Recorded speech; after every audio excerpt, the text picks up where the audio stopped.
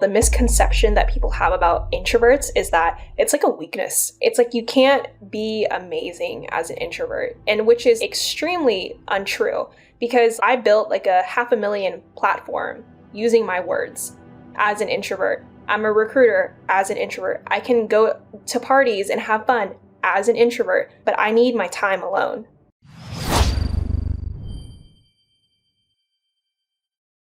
Aloha, folks, and welcome back to Degree Free. I am super excited to have on my guest today, Linda Lee. Linda is the founder at Creatively Quiet, and she is a recruiter in the defense industry. You are going to get a ton of value out of this episode because we are going to get a behind the scenes peek of what a recruiter's job is and what it takes for you to cut through the noise so that you can get noticed by recruiters.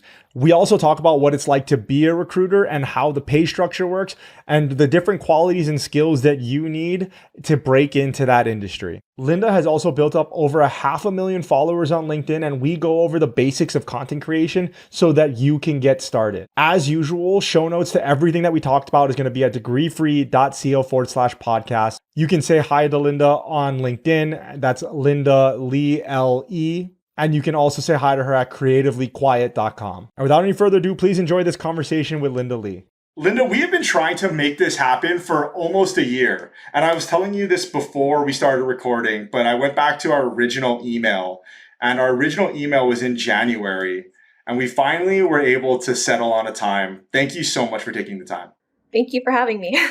I would love to start out with a little bit of an introduction of who you are, what you do for work, most importantly, because we are going to be talking a lot about your industry, which is the reason why I wanted to have you on. Hi, everyone. I'm Linda Lee. I'm founder of Creatively Quiet, a mental health brand centered around amplifying quiet and diverse voices. And I'm also currently a recruiter in defense at the moment. I don't have a college degree, and for the longest time, it was the toughest thing ever. But along the way, I made it, and I'm here just to inspire that you can do it too. We're going to talk about recruiting. We're definitely going to talk about Creatively Quiet.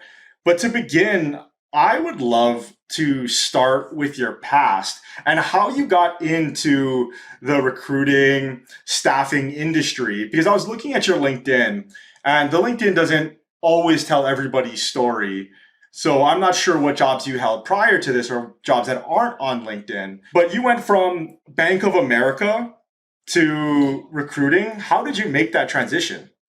Yes. So when I graduated high school, I went straight to community college. I am a terrible test taker, terrible at math. So my SATs or PSATs were terrible. So I started at community college and I was there for 2 years. And then I got into my dream school, UC Davis, which was my dream. Growing up, I always wanted to go to UC Davis, and I got the acceptance. And then I was just like, I don't want to go here anymore. So I threw it in the trash. And then my mom, she found it. And my parents are like traditional Asian American, and they immigrated here from Vietnam. And they were just like, we thought you didn't get in. What are you going to do with your life? I'm like, well, I'm going to go and be a nanny and a housekeeper. They're like, so you're going to give up going to college to be a housekeeper and a nanny? I'm like, yes, for $15 an hour. And I did that for 3 years. Then COVID hit, and then I lost all my jobs because parents were now having to stay home with their kids. So it's like they didn't need me anymore. And then 6 months into COVID, I was just like, okay, so obviously I'm not going to go back to nannying. I need a fresh start. But no one wants to hire me because I don't have relevant experience. I don't have a degree. I have no connections. There's no one that's going to help me. And I'm super introverted. So for me to do this was completely out of my comfort zone. But I got dressed up in like a dress and heels, and I printed out my resume. For some reason, I wanted to like be a banker at that time. I don't know why. So I went to like a bunch of different companies, banks, and I went in and I was just like, can I please speak with the hiring manager or the manager on site? And all these managers came out, and I'm just like, look, this is my resume. I wanted to let you know, how often are you going to find someone that's going to come in, shake your hand, and ask to introduce themselves to you? And they looked at my resume, and I told them, I don't have any experience. You're going to look at my resume. It's trash. There's nothing on my resume that's going to make you want to hire me. But I have the attitude. And if you train me, I will be the hardest worker you'll ever have. And after I did that, they called the recruiter. I got an interview within a few days. I went in. I got the offer within the next day because they said, no one has done that. You were the best interviewer. I beat out like people who had 4 to 5 years of sales experience. And that's how I got the job. When you got that job, did they have a job listing? It doesn't sound like they did have a job listing. They did, but I constantly kept getting rejected. Like every application, every center, I applied for like a bunch of different centers, and it was constantly like, rejected, rejected, rejected. Okay, this is not getting me anywhere. And I applied to a bunch of different companies. It was constantly just the same, like, sorry, you're not a fit, blah, blah, blah, you know? When you were doing that job, was it in the branch system? Were you at a branch or were you in like a back office type of thing? I was in a branch, so I was a teller and I was like a personal banker. I would be at the forefront of everything. It was a nice experience to get my foot in the door. So this job listing that you saw and you kept getting declined for and you kept getting denied for, it had a specific branch or you just walked into any branch? I just walked into every branch and I was just shooting my shot. They were just like, we're so impressed right now. We're calling the recruiter for you. And I'm just like, okay. Awesome. That is an amazing story. The couple of things there. First, why was UC Davis your dream school? So it was my dream school, and I'm putting it in air quotes because it was my family's dream school. Like all of our cousins went there and they ended up becoming like doctors or dentists or pharmacists or whatever. And I was just like, oh, it's just UC Davis or nothing. But I'm going to major in psychology. What am I going to do with a psychology degree? And then I was going to be a therapist, but then I'm just like, oh, statistics, I can't do that again. I failed stats 3 times. I wrote about failing statistics 3 times, and that's how I got into UC Davis. I wrote about was the hardest thing to overcome, and I wrote about failing statistics, and that's how I got into UC Davis, by writing about failing statistics. And I'm like, I can't do this again. That's hilarious. So you got the acceptance letter, right? And then you threw it into the trash. Like, it's your dream school or it's your family's dream school. What was the impetus or what was the thing that clicked that made you take that and then throw it into the trash? Like, why didn't you want to go? For me, it was, I live by a quote or a motto. If it's not a hell yes, it's a no. And for me, like, I wasn't happy when I got it. And then I was terrified. I'm going to be in like thousands of student loan debt and be like 30, 60, 80K, like whatever it is. I'm just like, the thought of that terrified me. And part of it was fear. The fear of I'm not really good at school. I have a lot of social anxiety. I don't want to be in a classroom all day long. That's one of the main pivotal reasons too. And I thought, I think I can do it without a degree. When you were working in banking and then you were making your transition out, what fueled it? How did you do that? Of course. So it's people don't know this because like obviously you don't see everything. You just think like, oh, banking or recruiting. But I left banking because it wasn't the best environment for me and it was draining me because I was just dealing with customers and their money was terrifying. I get screamed at every single day. And so I quit with nothing lined up. I literally quit with nothing lined up.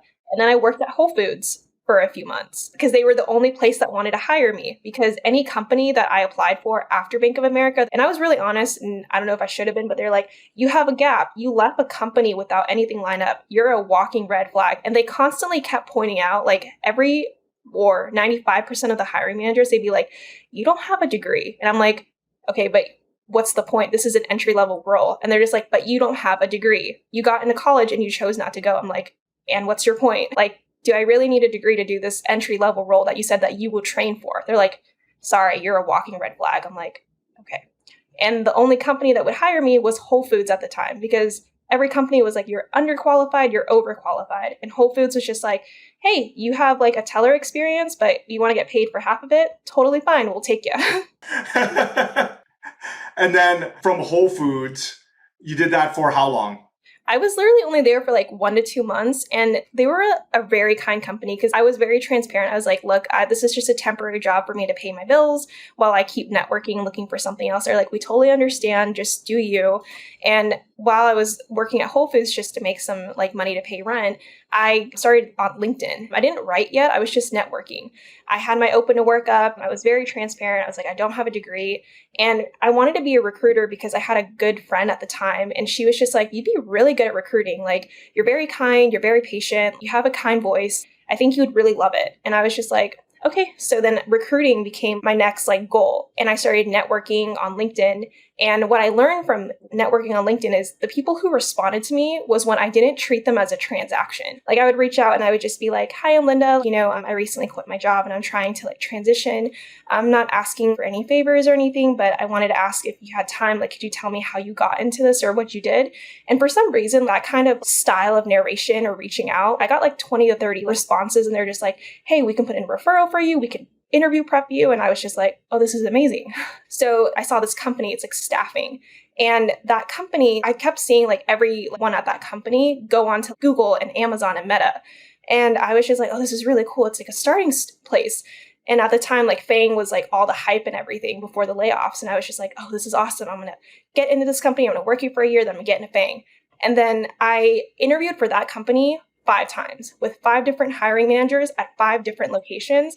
4 of the times it was, you don't have the experience, you don't have a degree, you have gaps. And one of the hiring managers made me cry because he's just like, you just don't have what it takes to work here.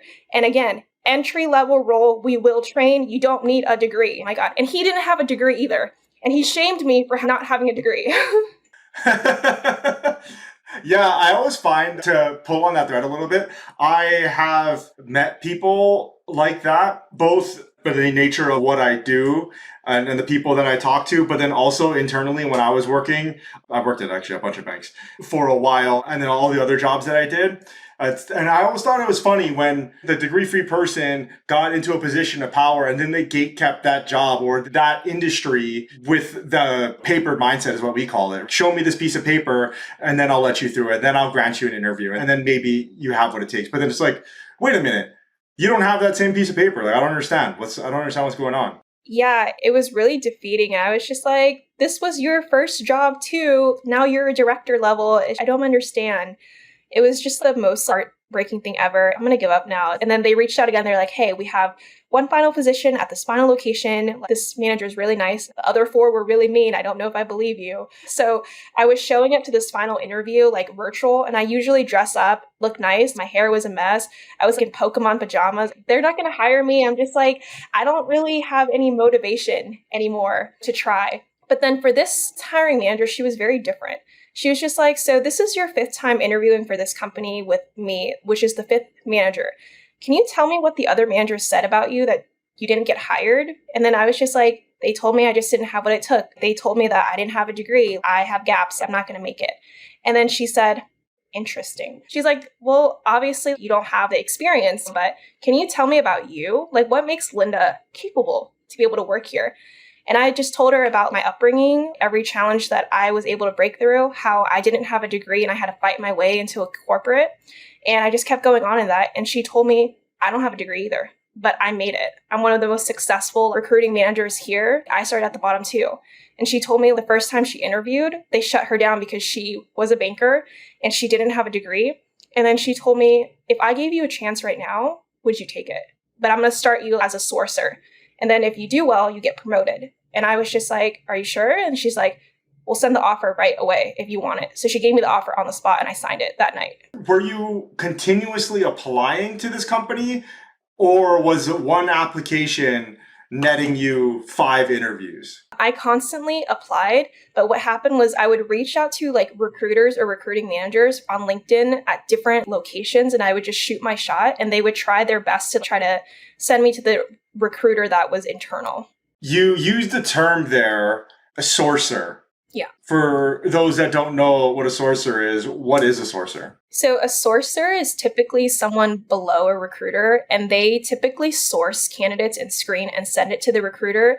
And the recruiter goes through the process and then sends it to the hiring manager. So it goes from sourcer, recruiter, and then hiring manager. So the sourcer helps out the recruiter a lot. I wanted to call back something that you said on LinkedIn when you were starting to get active and you were saying not treating these relationships transactionally and just being like, hey, I need some help. Can you help me, basically? It reminds me of another guest that we had on, Drake. He's at Meta, and the way that he got started was very, very similar. And the takeaway was just as you keep saying, shoot your shot. And surprisingly, a lot of people are willing to help.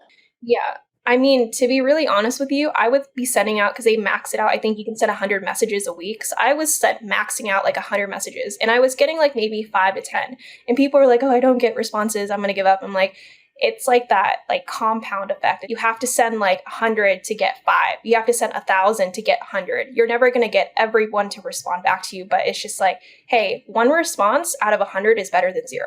Yeah, exactly. And that's pretty much exactly what we say about applying to jobs as well. Shoot your shot, don't self-eliminate. And it's never been easier to apply to jobs today. I mean, people just spam a apply button. And the worst thing that could happen is that you hear nothing. That's literally it. I mean, it's just silence.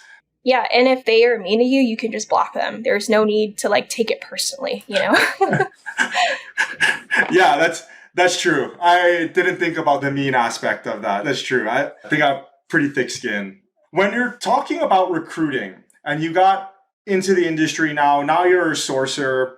Is this internal? Is this external? If we could define those terms, that would be great. So for me at the staffing agency, corporate companies are different. So at the staffing agency as a sourcer, I was contracted. So they didn't have full-time positions for sourcers. They put you on a 3-month probation plan. Well, sourcers were 6 months at the time. So if you exceeded your volume, then you get promoted to like a recruiter. And even as a recruiter, you have a 3-month probation plan. It's just like, hey, if you can't hit this quota, we have to let you go. So I started as a sourcer at that agency, and it's 6 months to convert. They promoted me within 1 month because I broke the call goal. Like I sent out like multiple screenings. I did 500 calls a week. I got dozens of candidates to the hiring manager or the account manager for them to like review and everything. And then one day the manager, she just walked me into her office and she's just like, I want to promote you to a recruiter. And I was like in shock. At first I turned it down because I was just like, I'm not ready. Like this job is really easy. And then she's like, okay. But then I was just like, okay, but you make a lot more money as a recruiter. And so like, I was just like, I'm ready to be a recruiter. And I was put on the aviation team, which was the most difficult team at that time. And within 6 months, I became the number 1 recruiter in my division in the office. And my manager, they always reminded me, you don't need a degree. And all of my peers had degrees. And we were doing the exact same work, but I was making more money than them because I was making more in like sales and recruiting. And it was just bizarre to me. It's just, you have a degree, I don't. You're in debt, I'm not. We're making the same exact amount. I definitely want to get to the way that compensation works in the recruiting world so that if anybody is listening to this is interested in the field, they at least have an idea of what it looks like and then also the work required to do it. But before we get into that, I would love to define what a recruiter does and what the recruiting process looks like. Because for a lot of people that aren't familiar with it, it's just like magic. I don't know who I'm talking to, right? Like, so you put in an application or somebody reaches out to you and you're just like, who am I talking to? Is this a recruiter or is this a manager? And so I'd love to just talk a little bit about what a typical recruiting process looks like. Typically there's a job posting and then candidates apply to that. And then the recruiter gets their resume, they screen their resume and they screen it to see if it meets the basic qualifications or the skill sets. And so for entry-level role, obviously I believe to a T, you don't need experience. For like senior level roles, like they technically need to meet the basic qualifications or there's a legal problem. So you have to make sure that your resume meets that and they screen it to make sure, hey, like you have X, Y, and Z that matches the job description, X, Y, and Z. And then from there, I send them a screening question. They fill it out. If they answer everything that's needed, I send them to the hiring manager. The hiring manager reviews, and either you get disposition because you didn't meet the qualifications, or you get scheduled for an interview. And then after you do the interview, I work on your offer, and then you get an offer, and then you start. Excellent. Excellent. Regarding the pay structure, you're talking about sales, but this is recruiting. How does the pay structure work in recruiting? It's very different for every single company. For staffing, they start you really low. So obviously I'm like in California, so I don't know what it's like for every other state, but there's definitely a pay differential based on the state that you work on. So for California, the staffing agencies, they start you like at a base pay of 55, 65, which is hard to live on. So you need to make the sales or the revenue to be able to compensate that. And in staffing, people were making 6 figures, 100 to 200 to 300K on top of their base because of the sales that they were doing in recruiting. So that's agency. And then in corporate, depending on different like startups, I know Fang pays like anywhere from like 100 to 125 for entry level, or they can pay you at 85. I think there's different levels. So anywhere from like 85 to like 110 for maybe level 1, 2. I know level 3 and 4, they can make anywhere from like 125 to 130 for sure. When you go into the corporate side instead of the agency, do you get paid less basically, or is the scale similar? So the reason why a lot of people go to corporate versus agency setting is because agency, it runs you out, like it burns you. Because it's just like you have to constantly keep up with your metrics and sales because your pay can differentiate. Like some weeks, like in agency, I was making amazing revenue and sales. And then there are weeks where it's just like, hey, I lost all my candidates because they converted. I'm not making anything. And it's just my base. And that's not enough to live in California. And then corporate, it's a lot easier because you get like a set base pay and then you can get bonuses at the end of the year depending on your company. So it's more stable. And then it's just like, hey, you know what you're just going to get every 2 weeks. I don't know if I'm going to keep the lights on because there's no sales and agency this week. That is an excellent sum up. Thank you very much. It's pretty much sales. If people listening to this are thinking about getting into recruiting, if you have any experience with sales, it's a very similar pay structure. And I mean, it just so happens that the thing that you're selling is like people's lives and people's livelihood. You don't get commission in corporate. You do get that in agency, though. I believe in corporate, you get bonuses. What I think is going to be the last question on the pay structure as far as commissions for agencies, it's totally mystified for people that have no idea. What does a commission look like? What is that off of? Is that off of the base pay? The company has, the budget is 100,000 for this role. If you can negotiate them to 85, you get a percentage of the differential. What does that look like? It's not like the highest, to be honest, from what I saw at the company that I worked at. You would have to be bringing in 20 to 25,000 of revenue for the company to be able to take home 1,500 to 2K extra in like a paycheck. And it really depends on the clients that you work for, like the differential. It's like, hey, like what the candidate makes, you get a percentage of that. The higher the candidate makes, the more commission the staffing agency gets. You know, we've been talking a lot about the recruiting process, and we've been talking a lot about how the recruiting works and your story. One of the things that I think about a lot is bias when it comes to the employment process in general. I mean, like, there's just bias all the way up, especially at the recruiter level. I mean, it could even be at the sourcer level, but at these, I don't know what else to call it, but just gatekeeping, like at these front gate type of roles, where does bias come into play for a recruiter? So for me, I am very different as a recruiter. I don't know if it's the best thing, but I know for me, when I was a candidate, entry-level roles, like no degree gaps, are very near and dear to my heart. So when I have candidates that have gaps on their resume, I don't care. If it's an entry-level role, and if you're okay with it, I send it the hire manager's way. And if you don't have a degree, obviously you can't control the company. If they make a requisition require a degree, that's out of your hands. And then underqualified and overqualifications. If a candidate is overqualified for a job, but they want to work in it anyway, and they're okay with the commission or the pay, they just give them the job. They're just like, oh, they're going to leave, but they're making it clear that they want the job. It's not up to you. You can't control if a candidate leaves or not. You could hire someone that is perfect and they could get a job within a month. That's not on them. That's just what they have to do for themselves. Yeah, the overqualified and getting declined for that reason, I thought it was like one of the silliest reasons ever. It's like, if I'm overqualified, then why don't you just give me the job? Obviously I need this job. If I'm overqualified, I think that you would understand. I'm smart enough to know that I'm putting in an application for this job and I want this job. And so if I'm overqualified, just give me the role. It reminds me of, I think it was a Disney Channel movie or something like that when I was growing up. There was this, I think he was like a college professor or something like that, very paper guy. And he ended up losing his job or something like that. And he wanted to be like a school janitor. And he put his application in and they were like, hey, you're like really overqualified to be a janitor. But he was just like, I'm here applying for the job.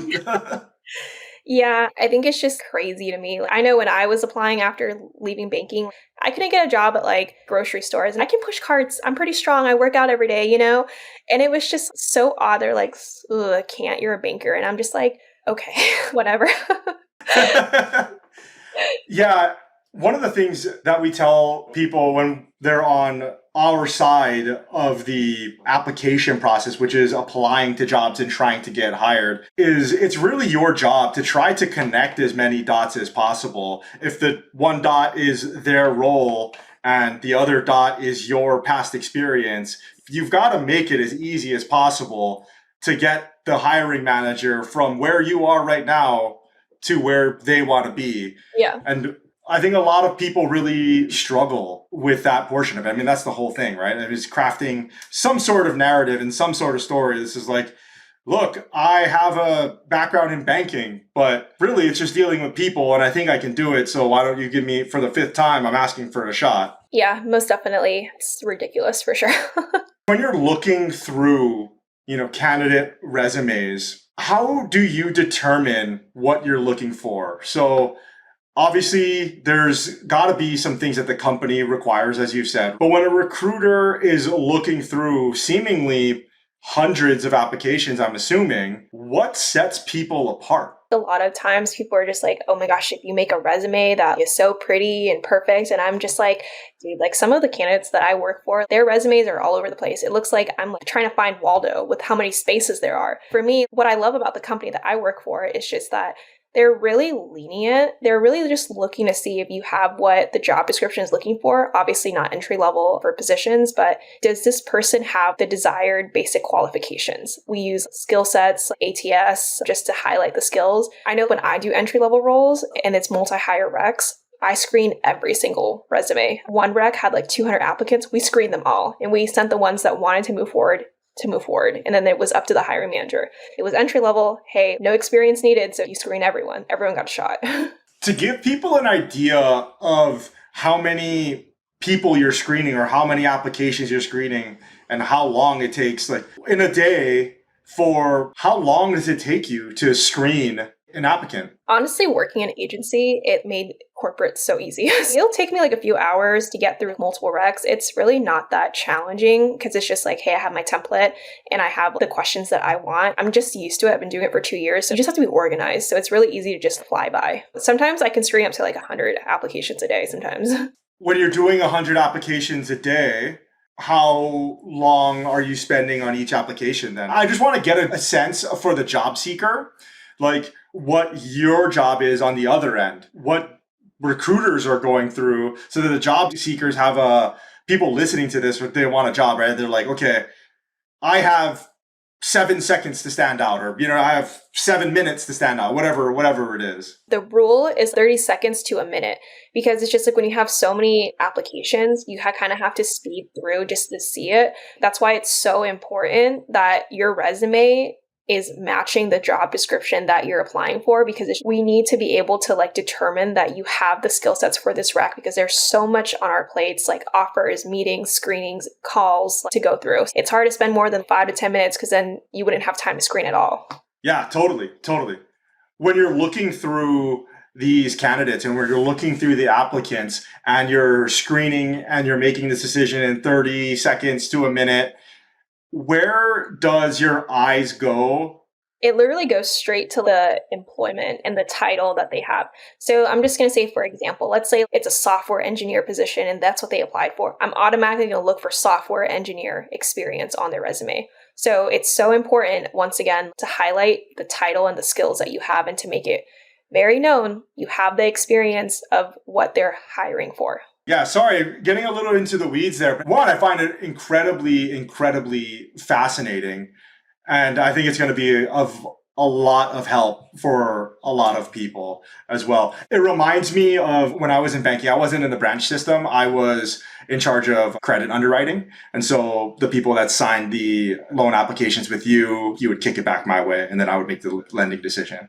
And for a long time, for most of my stint, I did consumer. The product that I was on was credit cards. And so credit cards is like the lowest of the low of lending products. I was making a lending decision in probably the same amount of time. Here's 20 grand. no, you're declined. Here's 20 grand. No, you're declined. I probably was doing it quicker. When you think about it from the perspective of people that are on the outside, like of the applicants that I declined in 7 seconds, it's kind of effed up. If you think about it, you're like, you made a credit decision on me when I really need that money in 7 seconds. But like, that's just the reality of the situation. You know what I mean? Like, that's just what we deal with. I mean, I was dealing with hundreds and hundreds of applications every single day, and I had to get through all of them. Most definitely. And so I would love to talk about the different types of recruiting, because for people that are listening to this and they're thinking about getting into recruiting, right? We talked about agencies, we've talked about corporate. I hear the term and the title technical recruiter a lot. Of course. And I would love it if you could explain what a technical recruiter is. Anything that has to do with technical roles like software engineering, data engineering, like anything in that space. So anything within the technical aspect, that's considered technical. So cyber, computer science, it's primarily anything that has to do in the tech space. And then there's like business recruiter and then industrial recruiter. Obviously, when I was an agency, I was an aviation recruiter because I worked on that. And now I'm like a defense recruiter. It's just specific towards what you're recruiting for. When you're trying to be a technical recruiter, like say you're listening to this podcast, you think, yeah, recruiting sounds great. I think I want to be a technical recruiter and I want to do it for tech, and I want to recruit software engineers. Do you have to be a software engineer yourself? What do you, as a technical recruiter, like what do you need to have? What knowledge do you need to have? You don't have to be a software engineer. You have to hire software engineers. So what my understanding is, especially like FANG industries, if you're coming from agency, they require at least 2 to 3 years of experience, like full cycle experience, because it's really high volume. So they want to make sure that you're able to handle the pace. And predominantly, they would like it if you had experience recruiting in the tech space. But if you're able to have more experience in a different kind of space, it could outweigh that specific qualifications. And then I don't know why, but for some companies, they require having like a degree to be a recruiter. You do not need a degree to be a recruiter. If you don't need a degree to be a recruiter, what are some of the qualities and skills do you need to be a recruiter? Definitely, you need to be very personable because you need to have a lot of patience. Attitude is a really important aspect. What I've learned in this company, while working in agency and now corporate, is that there are days where it's just they don't want to move forward with this candidate and you spent months trying to find this candidate. This candidate just ghosts you. You didn't meet your metrics because they just won't start. You're going to have attitude to know that, hey, that's just the market. It has nothing to do with you. And then you really have to have resilience because every day there's like a new challenge. It's just, you never know what could happen in recruiting. It's all dealing with people, right? And you're dealing with them on one of the most intimate levels. It's their life. They're probably going to be doing whatever it is that you're trying to fill the position for. They're probably going to be doing that more than they hang out with their kids. Yeah, most definitely. It's kind of sad to say it, but yeah. And so having the people skills, I imagine, is an incredibly important. And I imagine it is the most important. It's literally people over everything because it's just at the end of the day, you're dealing with people like telling them like, hey, they got the job, telling him, sorry, we couldn't meet your comp expectations, having them hear like, but we just got laid off, but we really need this along the way, trying to put yourself in their shoes, having tough conversations. Man, I remember I had to make 25 phone calls and just be like back to back. It's just like, sorry, you just didn't get the job. I'm sorry, and it was just like, it defeats you at the end of the day sometimes. When you're giving these hard conversations and you're giving this bad news, what does a conversation usually look like? Hi, is this X, Y, and Z? This is Linda from blank company. Thank you so much for taking the time to interview. Unfortunately, you weren't selected at this time due to XYZ. I'm so sorry. You were an amazing candidate. I hope you'll consider other positions with us in the future. If anything opens up and it's similar, I can reach out to you or keep you on a list. And usually it's disappointment or they're just very understanding, but it's tough.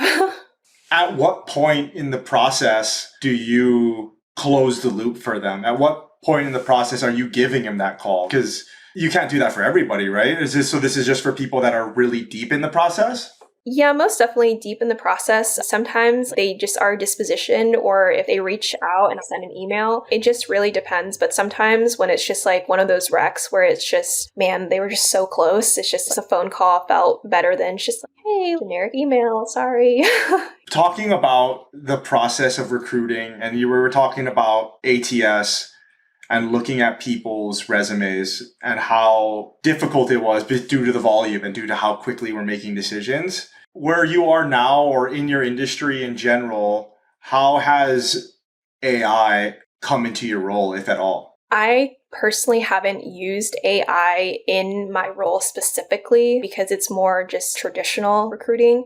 But I do know, like, for as a recruiter, when I'm giving advice to clients or anything outside of my job, like if I'm helping anyone, I work with AI companies. And honestly, AI is a game changer. ChatGPT is phenomenal to be able to give feedback or AI prompts, to be able to interview prep. Like, you can treat ChatGPT like as a person. Hey, can you interview prep me? Can you mock trial me? Does this work to quantify my experience on a resume? You can insert your resume into ChatGPT and it can give you feedback on what to work on. Obviously, to each their own, because it is, not a person. So just take it with a grain of salt. Yeah, definitely. There are a bunch of ways that you can use ChatGPT in the process if you're a job seeker. Yeah. I remember I was having a conversation with one of the CEOs of these big recruiting type firms. And this was last year before ChatGPT even came out. And they have been working on using AI in their algorithms to match candidates to open job descriptions for a while. And it seems like a lot of companies, even smaller companies, due to the proliferation and how cheap it has become to implement it within their, recruiting process, companies have started to use it, even if it's not like baked into their ATS. Like, I've had conversations with people that'll just take their job description and paste it into ChatGPT, and then they'll copy and paste resumes into ChatGPT and be like, I'm thinking of a smaller company. And because they don't have a recruiter, right? Like, it's just like the hiring manager is doing it. So there's nobody else doing it. And they're just like, does this work? Does this not work? It's an interesting time we're living in. I do think the question sparks a better answer. So if you are able to jot down a better question, it could give you a better answer. Absolutely. And when you're playing with it, I literally use ChatGPT every single day. And I find that the longer my prompts, usually the more information I give it, usually the better output I get. What's really nice about it, playing with it for, the year that it has been available to the public, is that it has made my thoughts a little bit clearer, because I have to write clearly to, as you said, like this person, this like fake employee. Yeah. I mean, I use ChatGPT for like love advice. I'm like, should I send this text like this?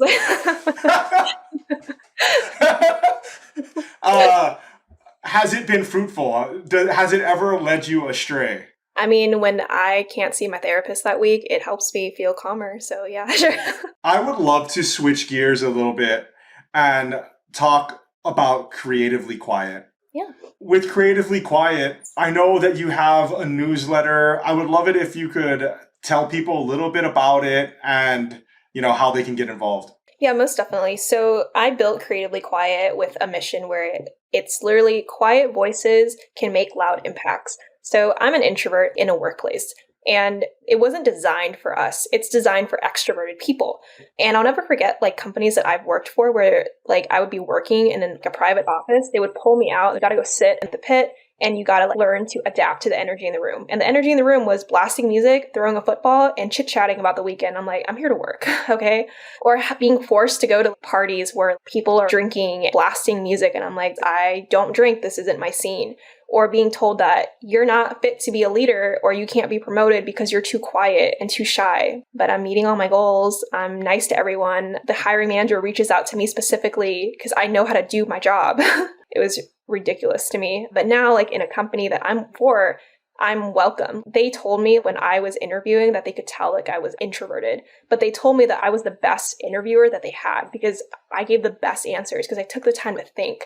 And for me, mental health was so important too, because seeing like all the toxic cultures that I've experienced, and when I wrote about it on LinkedIn, people would just resonate with it and they would reach out. They're just like, we're currently going through this. Are you going to write a book? Is there anything else that you're going to do? Is there a community? And that's what sparked me to create Creatively Quiet, centered around mental health and introversion, so that I can help people feel united and feel like collaborative and feel like they have a safe space just to show up as who they are. Have you ever read the book by Susan Cain, Quiet? That is an amazing book. That is the Bible for introverts. Yeah, it's been a long time since I've read it. But yeah, I remember when I did read it, I was like, yeah, this is awesome.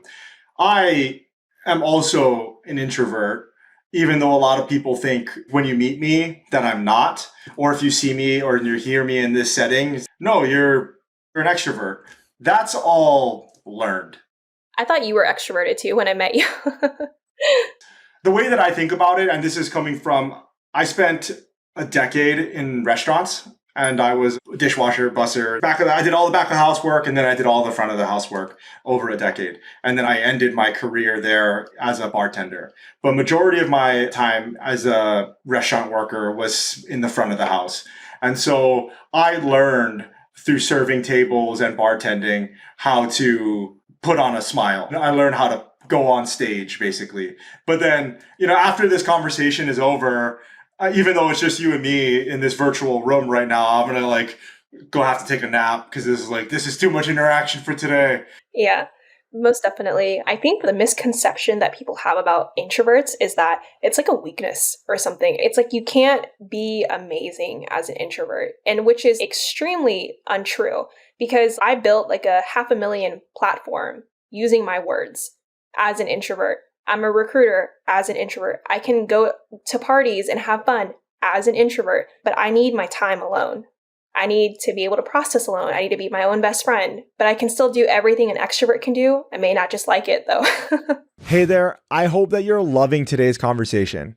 At Degree Free, we want to help as many people as we can thrive and succeed without needing a college degree. Having these guests on that share their experiences so that you can learn from their stories and their mistakes is one of the ways that we do that. Genuinely, I'm just grateful that these guests take the time to come on and share their wisdom. And if you're getting value out of this conversation, or you've listened to 2, 3, or 4+ episodes, I have one quick ask. Please take a moment right now to review this podcast on whatever platform you're tuning in on. With your review, you're not just supporting us, but you're amplifying the voices of every guest we bring on and ultimately helping more people thrive degree free. Thank you for doing that right now and for being such an important part of Degree Free.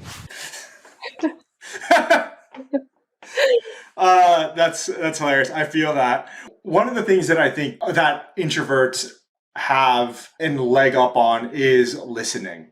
Yes. And that is one of the biggest reasons, amongst actually a bunch of other reasons, but it's one of the reasons why I do the podcast and not Hannah.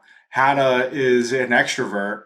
And because she's extroverted, she loves to meet people and she loves to interface with people and she loves to talk. Mm-hmm. And I'm not saying this about any extroverts. I'm just talking about for Hannah. A part of her extroversion is being so excited that she doesn't let people speak sometimes.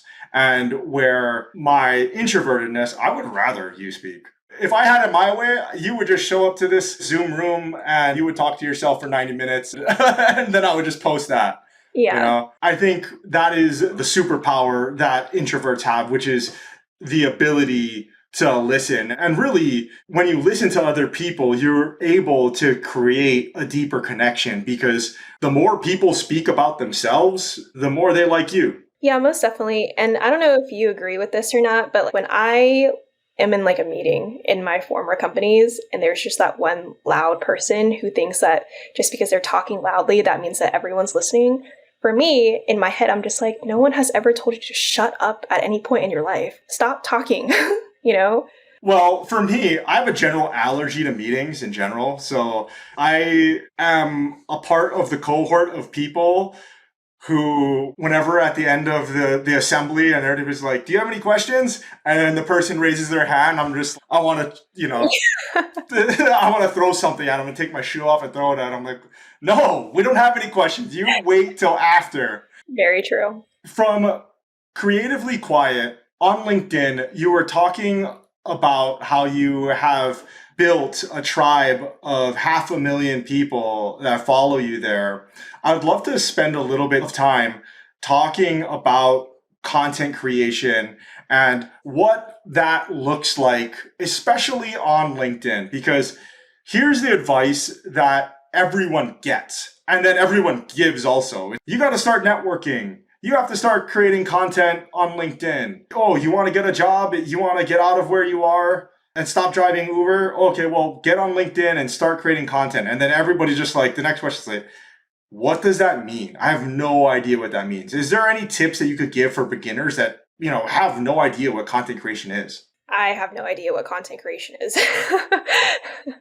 So when I started on LinkedIn, it wasn't for me to be like this influencer or to create content or to get a massive following. It was really for me to set myself up because I'm just like, man, I have no connections. If I lose my job, it's so hard with someone like me with no experience. So it was really just, okay, maybe if I write and if I build a network, it'd be easier in the future to get help. So if I can build a community and it's like, if I get laid off or if something happens, I can reach out for help because people are amazing. When you need help, people will stand up and support you. I've seen that.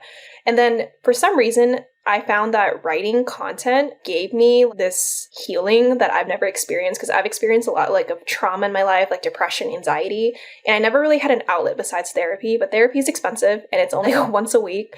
So then I started to really write about my experiences on LinkedIn, like mental health, remote work, what it's like to have a kind leader, what toxic environments look like. What was it like to have all these trauma experiences? And the more that I wrote about that, people just started resonating. And then within a year, it was like 100,000, 200, 300, 400, now 500. And then everyone always asked me, they're like, how did you do it? How did you build like a massive following? I just started writing. Like, I picked a niche. For me, it was just recruiting at the time. And then along the way, like, I implemented my personal life, my mental health, my careers, gaps, like entry level. I wrote about my experiences because people want to resonate with a human being. They don't want to resonate with someone who's looking to build clout, essentially. And you actually can make money off of LinkedIn. I built almost a 6-figure side hustle with LinkedIn by just writing, and then brands found me, companies, corporations. The sky's really the limit because Instagram, TikTok, yeah, it's a completely different ballgame, but where do companies live? On LinkedIn, So they really do look for people who write every single day. And your following is not so much what matters, it's your engagement. I have a high following, but I also have an engagement rate because it's what you write. And if I can give any advice, you're going to suck. It's terrible at the beginning, but I remember I was happy every second along the way. I was happy when I got 1 like, 10 like, 15 likes. I got 100 impressions or 100 views, but I kept going. And people, they go within like a week and then they don't see the results. They give up. They're just like, oh, like I didn't get the results. Isn't for me. I'm just like, it could have been, but you gave up. I don't know if this is going to help anybody, but one of the things that has helped me about content creation in general, or just basically doing things in public is what I call it. And it's just like, this podcast is a good example of doing things in public, right? I mean, we've been doing this podcast for 2 years. We haven't missed a week in 2 years. And at the very beginning, and I always encourage every single person that listens to this podcast, go back and listen to our first episode. I'm never taking that first episode down. I am absolutely terrified. And I am terrified and I am terrible and you can hear it. I have a difficult time listening to it because I sound like I'm going to cry. I'm like, and yeah, you're going to suck. And then look, 2 years later, you still suck, but you don't suck as much. You will find your groove as long as you keep up with it. One of the things that has helped was realizing that if you put a piece of content out there, especially on social media, and it sucks and nobody sees it, guess what? Nobody saw it. It doesn't matter. And it's only the stuff that people see. Okay, that matters. But even then, like, okay, on to the next. Yeah, and there's also a saying, I think a lot of people don't start because like they're afraid of like being torn down or being made fun of, and I felt that way a lot. I get a lot of hate comments, but then it's just like, haters don't write your checks. There's no hater that's going to be doing better than you. That's from David Goggins. If someone is like tearing you down, it's because one, you're doing something that they want to do, but they're too afraid to do it. So it's just like, if they see you doing it, it's embarrassing for them. And second of all, it's just someone who is successful will build you up and celebrate you. They're not going to make fun of you. Unsuccessful people tear down successful people. Yeah, I couldn't agree more with that. I said this a long time ago. I think it was with my third or fourth guest, Robin Alticher. And I was talking about when I had that mindset shift myself, because I used to be that person. Like, I used to be the person that looked at other people. I went to college, I got a degree, and I got out of school and I started applying to jobs, and nobody would hire me. Nobody cared about my degree. I thought that's all they cared about was the college degree required. There's only one line on the job description that says required, and it's college degree. Everything else was nice to have on all the jobs that I was applying to, but nobody hired me because secret, they didn't care about my degree. They just cared that I could do all the nice to haves is what they cared about. Of course. And I got out of college and I was looking at all my friends that didn't go, and they had all of these jobs that I wanted and they were already successful and they were already doing big things. And I was just like, this guy's such an idiot. How did this guy get this job and I'm still poor and I'm still a bartender now?